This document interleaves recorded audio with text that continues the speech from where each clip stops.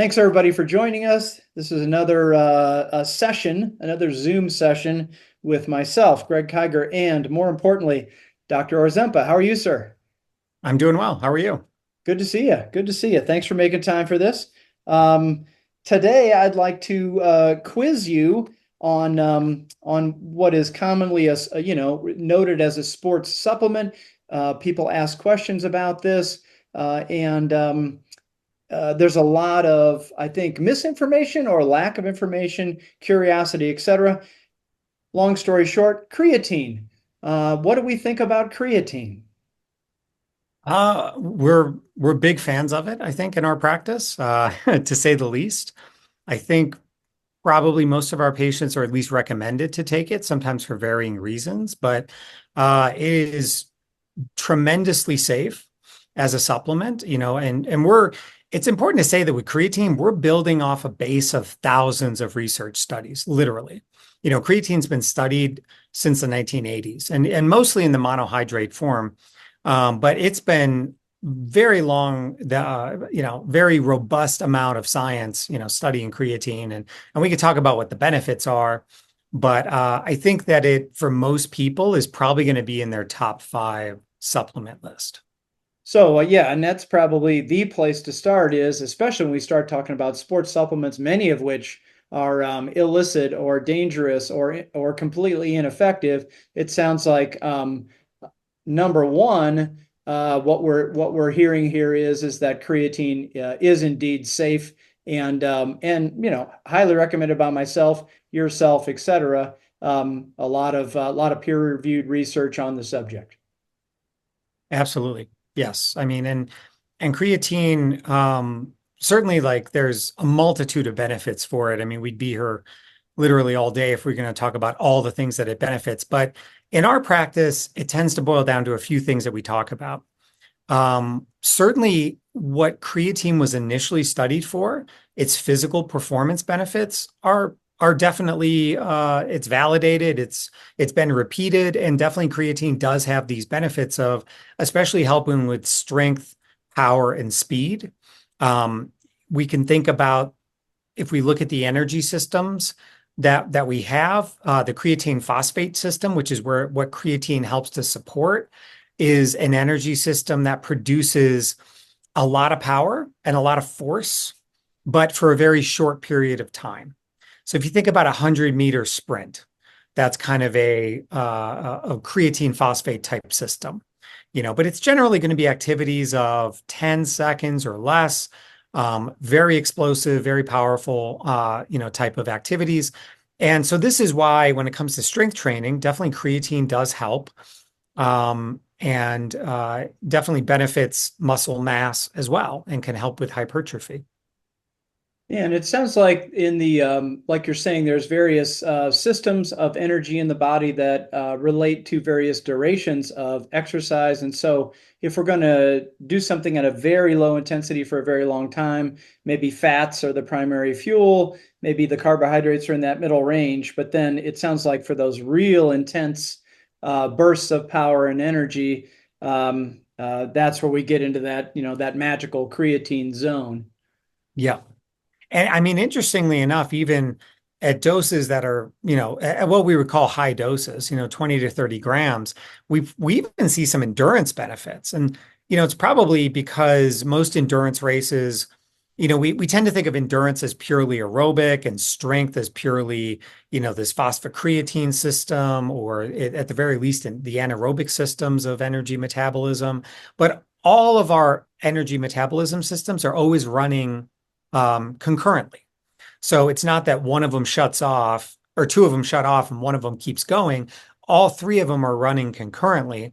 And so, if somebody's doing 10K, or a 5K, and, they're doing a primarily endurance activity, well, there may be a hill there.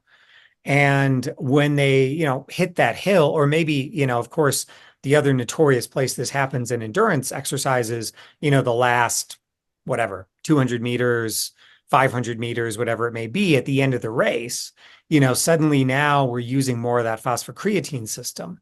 So although really we talk about the benefits mainly for strength training, or very high intensity, say like, 20 or 30-second intervals type thing. There's also endurance benefits too, and it's probably for that exact reason.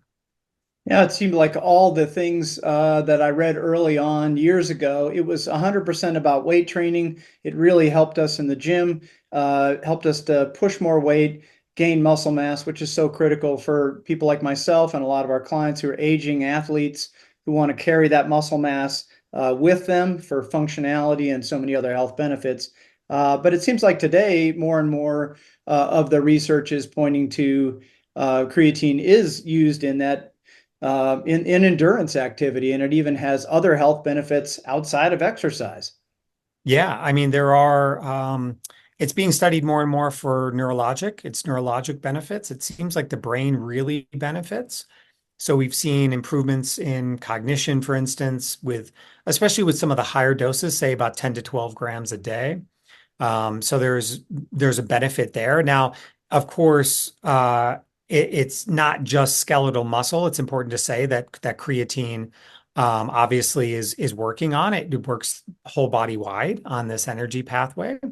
And so, yeah, we are now studying it. And really, I mean, this is not a new thing. For the past 10 or 20 years, it's been studied a lot for neurodegenerative conditions and neurologic conditions, things like Alzheimer's and Parkinson's. And, again, there's some exciting data here as well. And so it's moving from the realm of sports performance into the realm of really true medical usage. And that's yeah, so we go from athletes to aging athletes, which is a bit of a broader spectrum, and then we get into brain health, et cetera. And then, we have I have a number of clients who are vegan or vegetarian, et cetera, et cetera. My understanding is it's super important for them to supplement with creatine as well. Yeah, yeah. At least one trial I'm aware of, and I can't remember the specific. It may have been like verbal short-term memory, but I could be wrong there. But they basically supplemented vegans with creatine, and they saw an improvement in some of the cognitive testing they were doing. And again, probably a lot of this goes back to the brain. We can synthesize some creatine, but probably not as much as we need.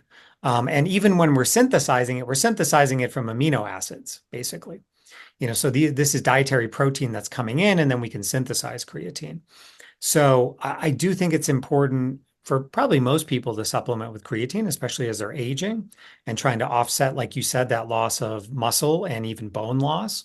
But especially if somebody is vegan or vegetarian, where they may not be consuming meat, which is largely the largest dietary source of creatine, that's when we really especially want to think about supplementing it as well.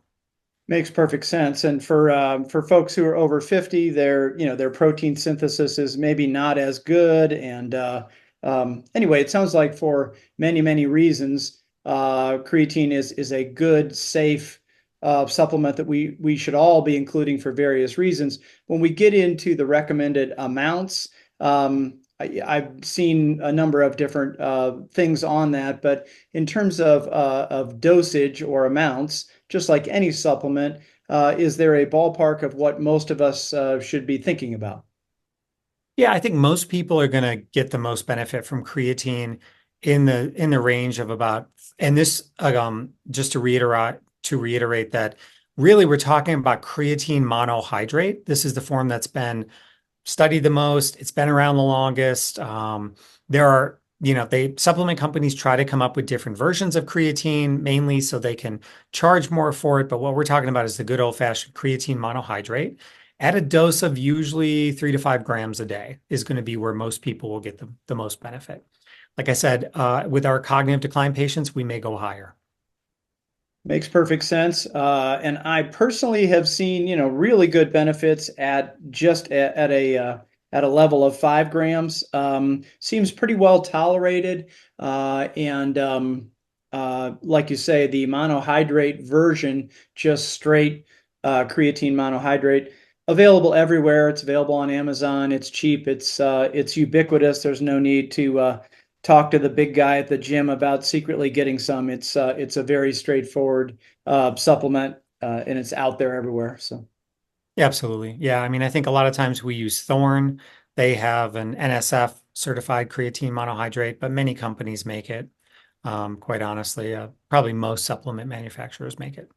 And I know for some, back in the day when creatine was only used by weightlifters, it seemed much more complicated. There was a loading phase where you would take X for a period of time, blah, blah, blah. Since then, I've seen just a lot that just basically says, you want to have creatine always topped up.